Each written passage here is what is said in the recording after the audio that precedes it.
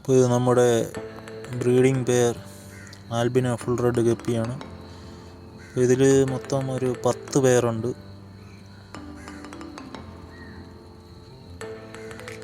ഫീമെയിൽസിൻ്റെ വയറൊക്കെ നല്ല വലുതായി നിൽപ്പുണ്ട്.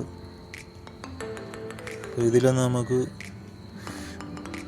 ഫീമെയിൽസിനെ ബ്രീഡിംഗ് കേജിലോട്ട് മാറ്റണം. ആദ്യമായിട്ടാണ് ഞാൻ ഗപ്പി ബ്രീഡ് ചെയ്യുന്നത്. ഈ ബ്രീഡിംഗ് കേജ് മാറ്റിയില്ലെങ്കിൽ കുട്ടികളെ നന്നായി കഴിക്കുന്ന ഒരു ബ്രീഡാണ്. ഇത് നമുക്ക് ഫീമെയിൽസിനെ ഒരു ബ്രീഡിംഗ് കേജിലോട്ട് മാറ്റാം. അത്യാവശ്യം നല്ല ക്വാളിറ്റിയുള്ള പെയറാണല്ലോ.